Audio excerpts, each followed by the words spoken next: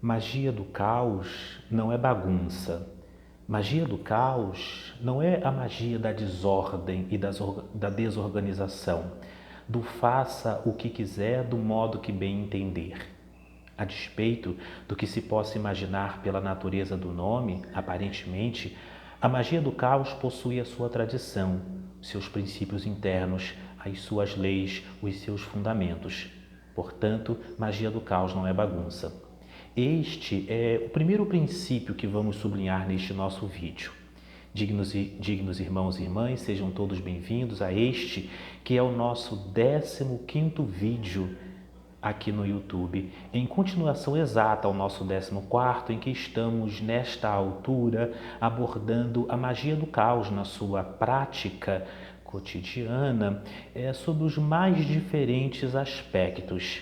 Falamos anteriormente no 14º vídeo sobre os seus principais autores, citamos aí Peter Carroll, falamos sobre Austin Spare, falamos sobre livros também, indicamos alguns livros de magia, dentre os quais o Liber Num, o Psiconauta e outros. Recomendo que, se você não assistiu, que você retome o vídeo de número 14º. Enfim, hoje especificamente nós vamos retomar a partir do ponto em que paramos no 14º vídeo. Vamos falar mais especificamente sobre o estado de gnose e sobre servidores astrais. É a segunda parte do nosso vídeo. Pois bem, dignos, dando continuidade à nossa temática, estado de gnose, em primeiro lugar. Nós posicionamos que estado de gnose é a capacidade de se atingir um estado diferenciado de consciência que lhe permita uma maior comunhão com o seu próprio inconsciente e com a anima mundi, com a alma do mundo, com o inconsciente coletivo. Quando você sai do estado de vigília, da mente objetiva, entra num estado de pratyahara ou de abstração dos sentidos e da mente racional, você adentra de forma objetiva e consciente num processo de maior conexão com o plano astral. E é este estado diferenciado que, em magia do caos, nós chamamos de estado de gnose. Veja que nas vossas orações, nos vossos rituais, nas vossas práticas espirituais, faz-se necessário também exercitar a capacidade de atingir este estado de gnose, de dar propriamente este salto interno, a fim de não ficar preso tão e somente aos aspectos objetivos, aos aspectos racionais e físicos do vosso próprio ser e da vossa psicologia ou propriamente da vossa psicosfera, é o termo correto. Vejamos, dignos, que o estado de gnose ele pode ser atingido de diversas maneiras. Falamos sobre a dança no vídeo anterior, falamos também sobre o processo de meditação, que em suma se resume em você concentrar a vossa mente num determinado ponto e integrar-se a este ponto, né? Nós falamos sobre isso em outros vídeos, até sobre magia, recomendo que você retome os vídeos anteriores, mas vamos entrar em outros aspectos, como atingir estados de gnose. Por exemplo, o sexo é uma dessas fórmulas, é um destes caminhos. Quando você está no ato sexual e ainda mais especificamente no momento do orgasmo, no momento do gozo, você por alguns segundos acessa planos conscienciais diferenciados e nestes momentos a magia do caos vai também estabelecer este ponto. Você pode projetar pelo poder da vossa imaginação, pelo poder da vossa vontade, pelo poder da vossa emoção, as ideias e os elementos que você queira ver concretizados no plano astral, para que também este se manifeste no plano físico. Portanto, tenha em mente que sim, o momento do sexo, o momento do gozo, o momento do orgasmo é um momento mágico. Vamos abordar em outros vídeos a questão da magia sexual, já falamos sobre masturbação, enfim, sobre o vício e pornografia, uma série de outros elementos. Nós vamos voltar a isto que tradicionalmente ou popularmente é conhecido como magia vermelha. Enfim, vamos retornar a esse ponto, mas tenha isso em mente, que o sexo é e principalmente o orgasmo, seja ele com outro indivíduo ou solitariamente, é um momento que, segundo a magia do caos na prática, se pode lançar junto à consciência absoluta princípios, projeções e ideias específicas. Igualmente dignos, o estado de gnose também pode ser atingido pela dor. O estado de gnose pode ser atingido pelo jejum. O estado de gnose pode ser atingido por quaisquer circunstância que lhe tire da sua consciência normal e lhe projete para um estado de tensionamento. A magia, em grande parte, ela vem disso, da capacidade de intencionar. Observemos a natureza desta palavra, que intencionar é tensionar internamente, é quando você cria um estado de tensão, é quando você propriamente concentra as vossas forças internas, as vossas forças pensênicas, a fim de direcioná-las para um determinado aspecto. Então, a dor também, seja esta dor posicionada de forma consciente, ou mais inconsciente ou involuntária, também constitui um momento em que você pode projetar uma ideia, projetar um pensamento, enfim, e executar um ato mágico. Este é um outro processo. Falamos sobre os rituais, sobre as danças, de umbanda, de candomblé, dos derviches, a música, o incenso. Trabalhar os sentidos é muito importante para a própria magia do caos, na prática também dentro desse aspecto. Um outro elemento interessante são as próprias ervas, É claro que aqui me detenho ao que nós chamamos de medicinas da floresta, que pelos seus processos enteógenos, são capazes de nos conduzir a outros estados, como a ayahuasca, por exemplo, e outras substâncias. Muito embora para estas nós vamos reservar alguns vídeos e algumas reflexões a posteriori. Então, o estado de gnose, ele pode e deve ser alcançado por estes princípios. Não recomendamos, deixo aqui claro e sublinhado, qualquer tipo de droga proibida, enfim, e que trabalhe tão e somente nos aspectos mais básicos ou mais instintivos, mais pueris do próprio ser, porque estas tendem a conduzir o indivíduo para o baixo astral ou para o contato com ens, com pensamentos, com eflúvios, com energias um tanto quanto mais densas e negativas. Então, guardemos essa informação. Pois bem, digno, se você nos acompanha até aqui neste nosso canal, recomendo que você se inscreva, que ative o sino, bem que deixe os seus comentários, curta este nosso vídeo, porque todas estas vossas ações de fato contribuem para o crescimento deste nosso canal. Gratidão. Bem, prossigamos nesse nosso estudo de hoje da magia do caos. Vamos falar especificamente sobre os servidores astrais. E os servidores astrais, eles são especificamente formas-pensamento.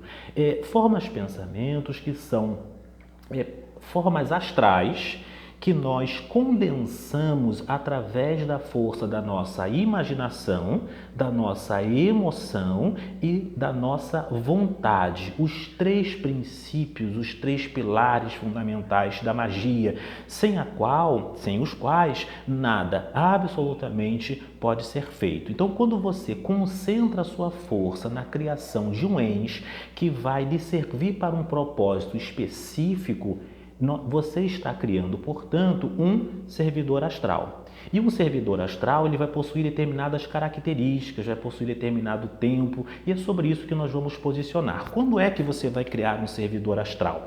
Quando você desejar que determinadas tarefas mais simples ou tarefas mais cotidianas, tarefas mais diretas, como lhe dar a inspiração para algo, lhe dar força para algo, ou fazer com que algo aconteça recorrentemente na vossa existência, enfim, a criatividade e as possibilidades são múltiplas e infinitas. Você pode direcionar o seu servidor astral para os mais diferenciados objetivos.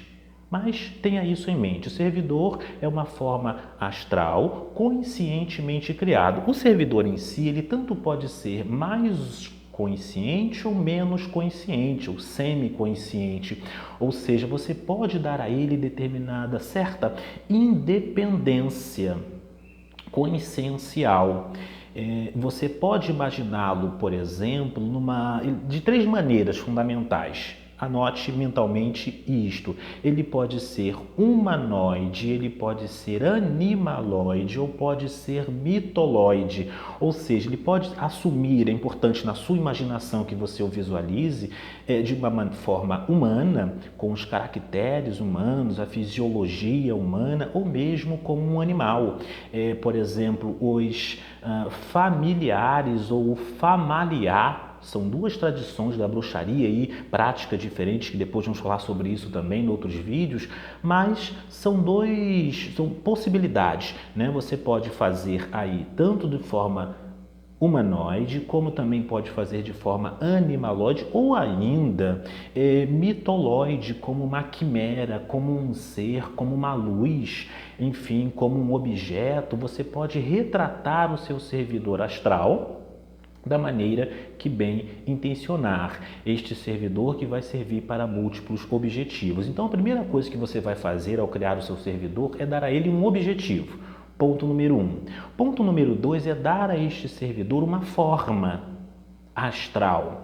E o ponto número 3 é criar para o seu servidor no plano físico, no plano da matéria, algum tipo de assentamento. Este assentamento pode se dar por um símbolo escrito, este assentamento pode se dar através de um objeto físico, uma pedra, uma planta, pode ser, enfim, uma estátua, uma imagem sagrada, pode ser um objeto comum, algo que vai sintetizar a simbologia daquele servidor particularmente para ti e ao mesmo tempo vai lhe servir como uma lembrança, como um gatilho, como um condensador da vossa vontade. Então, objetivo para criar um servidor astral. Número 2 é você dar a este uma forma astral. Número 3 é dar um catalisador. O número 4 para a criação de um servidor astral é você dar um nome ou uma frase, um mantra, algo que seja vocativo, justamente para evocá-lo,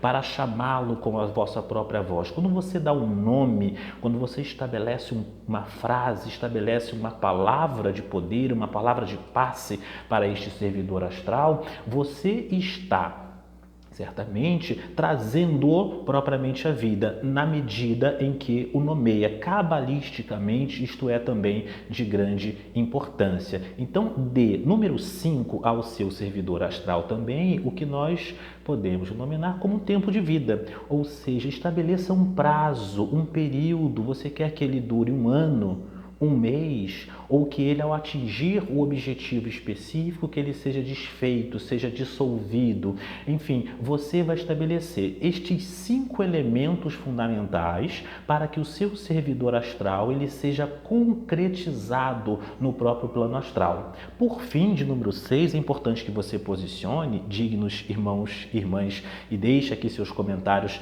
na lista de comentários aqui em nossa página do YouTube. Como alimentar o vosso servidor astral. Você mesmo vai estabelecer o método de alimentação.